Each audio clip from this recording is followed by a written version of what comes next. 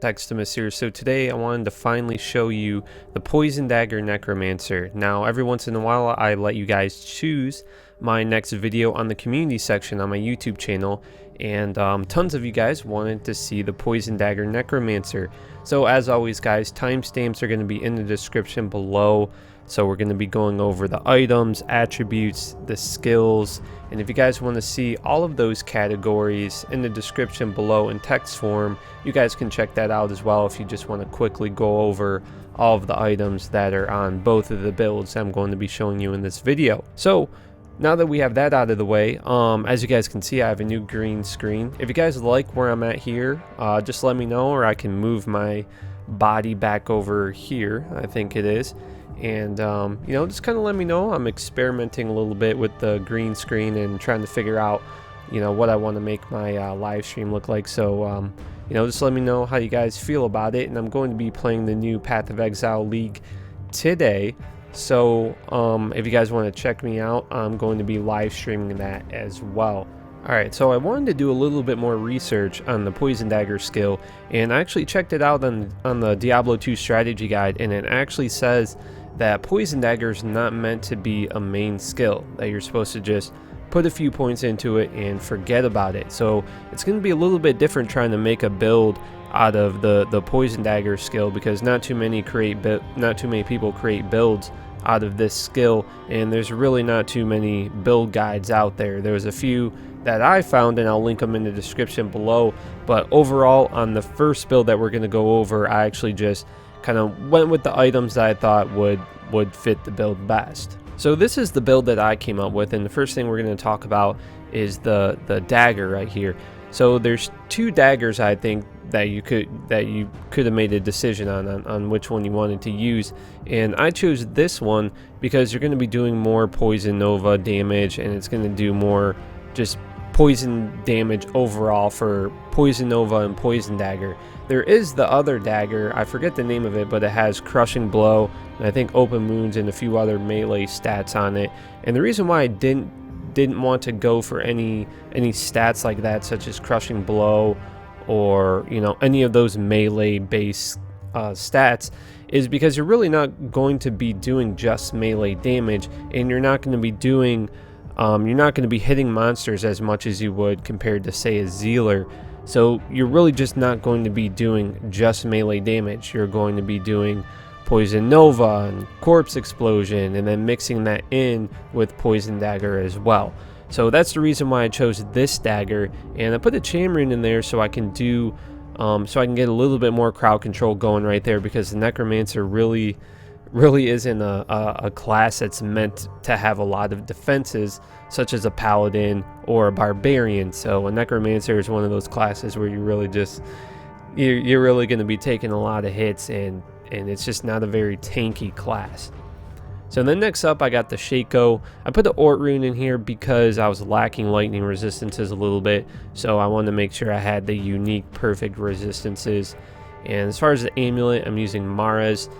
This is a pretty obvious choice for the skills resistances. You can probably use a Necromancer Amulet if you find one. I'm sure there's better ones out there than Mara's, because you know all the crazy rare amulets that are in Diablo 2 that people come by. And then I have the Homunculus, and I actually upgraded this, and I wanted to use this because obviously it has lots of resistances, very high chance to block. So you're really getting a lot of good defenses here on the shield, and not too many Necromancers use this. A lot of them go for, you know, Spirit because of the faster cast rate and things like that. So that is the reason why I chose this shield. And you know, you're really not going to be casting too many spells with this build. You're going to be casting Poison Nova, but Poison Nova kind of, I don't know if it has a cooldown. I mean, in a way it does, because it just lasts for, it says it lasts for 2 seconds.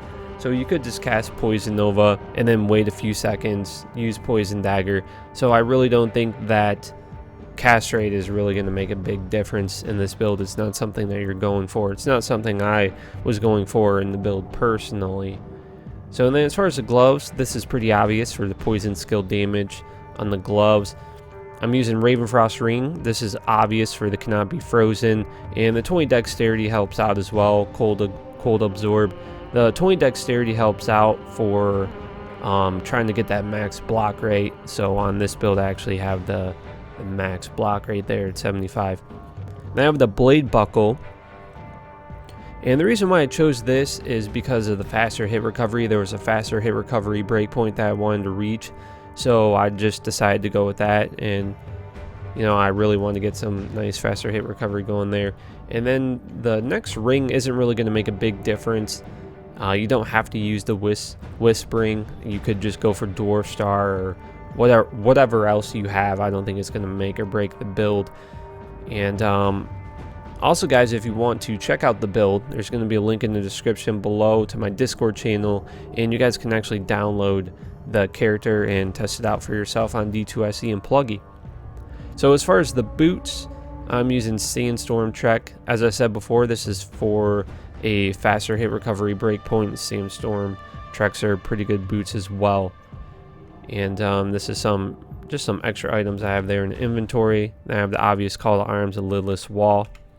So and then as far as my mercenary goes, I'm using Treachery and Vampire Gaze along with a Faith Bow.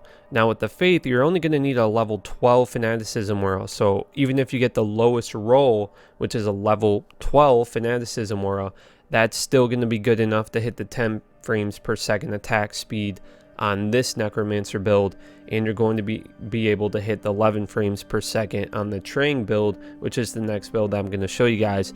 And I'm pretty sure I did that right using the Diablo 2 attack speed calculator. If there's anything you guys want to if there's any mistakes I made on the attack speed, just let me know. So the Faith with level 12 Fanaticism Aura combined with 38% increased attack speed is going to be enough to get the 10 frames per second on this build, as I said, and 11 frames per second on the Trang Set build. So moving on here, going on with the skills. So I put 1 point in the lower resist, and you're going to be using lower resist for the poison damage, and you're going to be using amplified damage. Where's and you're going to be using amplified damage for the corpse explosion. And one thing I want to let you guys know, if you don't know, is using poison damage, Poison Nova, it's not going to work with conviction. So if you have a infinity, it's not going to work, but lower resist will work with Poison Nova.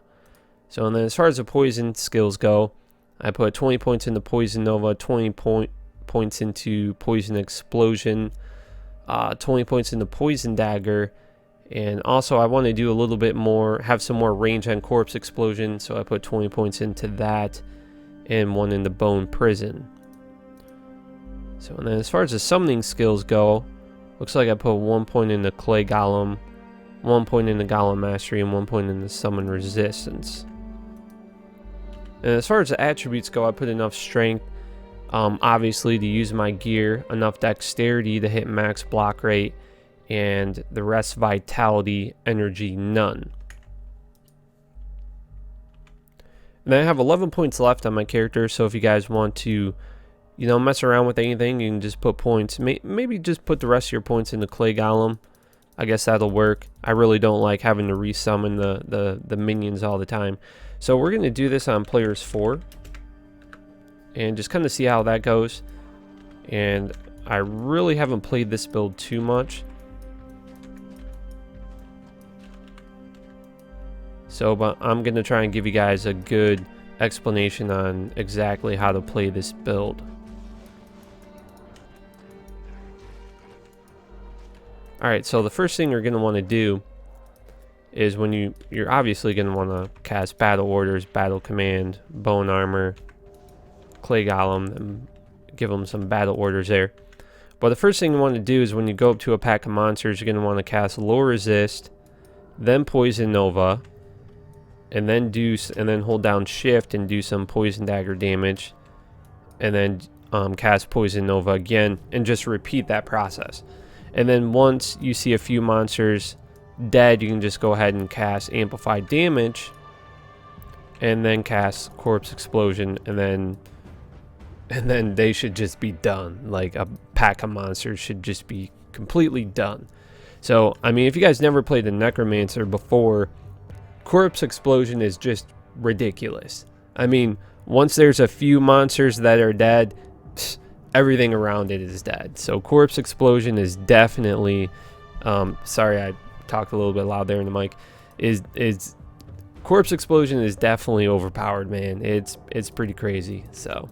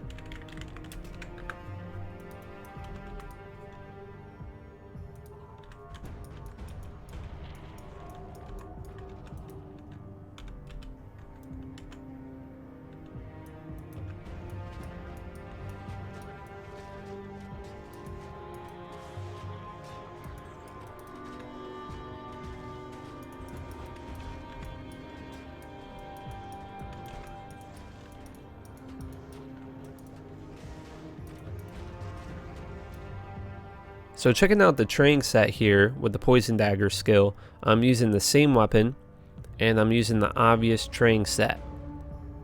So the armor and the helm, I put a Shael rune in there so you can get faster hit recovery break points. I put an Eld rune in there to help me get max block. I'm using Mara's, Wisp, Raven, and Sandstorm Trek. Basically the same items, just with the Trang Set. And I have some poison skill Grand Charms going right there, and the mercenary items are the same, and for the most part the skills on here should be the same. It looks like I didn't put as many points in the Corpse Explosion, but that's not going to make or break the build or anything like that. So we'll go ahead and try this on players 8 and just show you guys how well this works out.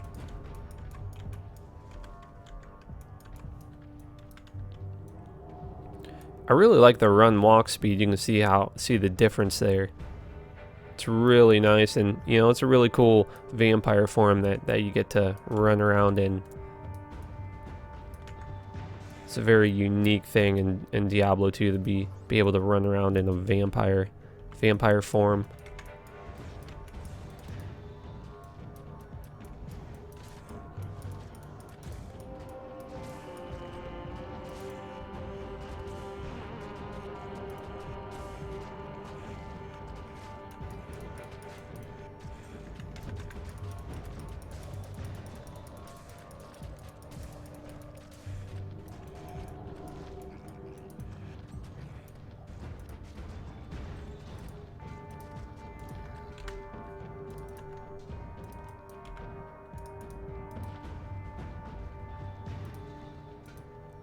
It's a lot of resistances on this Druid Helm right here. Check that out on the bottom.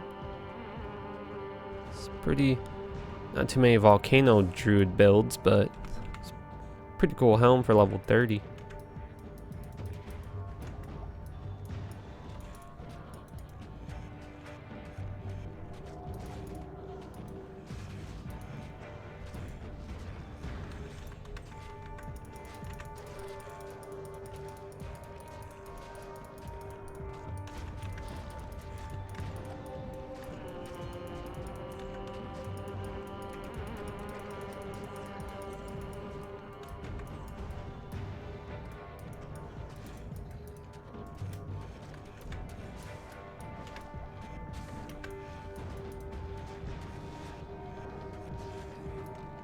Alright, well, I think that's about it for this video, guys. So let me know in the comment section below how you guys feel about the build. If there's any suggestions that you guys want to, you know, add, just let me know in the comment section. I'm going to be playing the new Path of Exile League today, so if you guys want to check that out, I'll leave a link in the description below for my live stream if you guys want to watch me play. And that's about it. So I love you guys so much. Thank you guys for sticking around and staying subscribed and watching the videos every month. I appreciate it so much. So love you guys so much. More Diablo videos coming soon, and hope you guys have a good day. Peace.